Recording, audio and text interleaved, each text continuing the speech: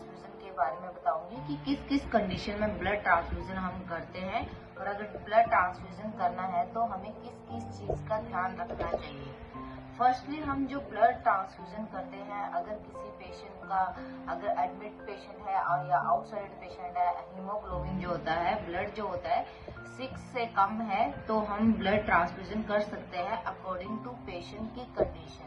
और सेकंड होता है कि अगर कोई कैंसर वाला पेशेंट है, अगर कीमोथेरेपी हो रही है, रेडिएशन हो रहा है, उस कंडीशन में हम जो पेशेंट का ब्लड है वो कम हो जाता है, तब हम ब्लड ट्रांसफ्यूजन करते हैं। थर्ड होता है कि अगर किसी की सर्जरी होनी है और बिफोर सर्जरी पेशेंट का जो हीमोग्लोबिन है वो कम है, उस कंडीशन में हम ड्यूरिंग जो ओटी जो है ब्लड ट्रांसफ्यूजन करते हैं। आफ्टर ओटी भी किसी किसी पेशेंट को ब्लड ट्रांसफ्यूजन किया जाता है।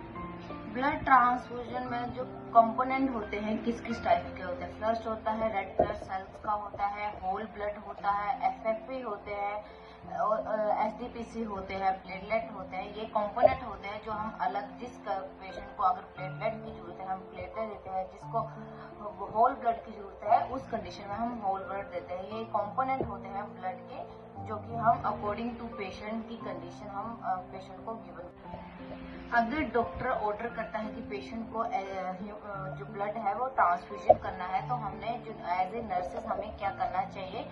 फर्स्टली जो होता है, हमें पेशेंट या पेशेंट के रिलेटिव के साइन होने चाहिए, कंसेंट साइन होनी चाहिए।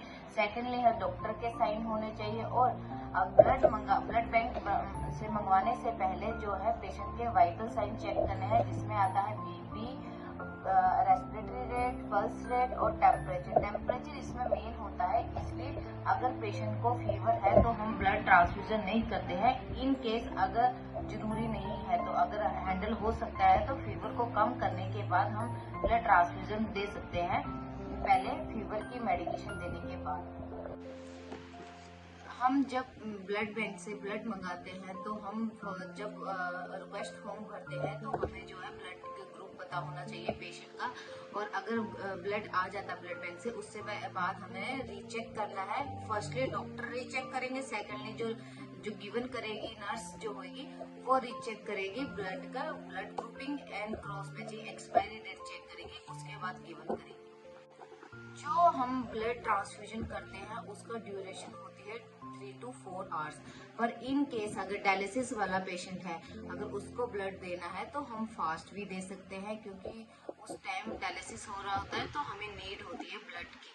और सेकेंडली जो आईसीयू में पेशेंट है उसे हम 2 to 3 आवर्स में दे सकते हैं। अगर वार्ड में पेशेंट है तो 3 to 4 आवर्स में जो हम ब्लड ट्रांसफ्यूजन करते हैं।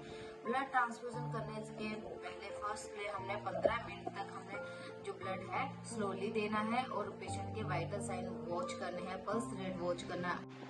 जो फर्स्ट के 15 मिनट होते हैं उसमें हमने पेशेंट को स्ट्रिक्टली वॉच करना है कि उसमें को ब्लड प्रेशर या फिर टेम्परेचर या फिर पल्स रेट हाई हो रहा है, तो हमने वो चीज वॉच करनी है। पेशेंट को कोई रिएक्शन हो रहा है तो वो वॉच करनी है, रैशेस देखने हैं, उसका जो रेस्पिरेटरी रेट देखना है, पल्स देखनी है, बीपी देखना। अगर वो हाई जा रहा होता है या फिर रैशेस होते हैं, पेशेंट ईचिंग करता है, तो रिएक्शन के साइंस होते हैं वो, तो हमने स्ट्रिक्टली जो पहले के 15 मिनट होते हैं वो हमने वॉच करने हैं।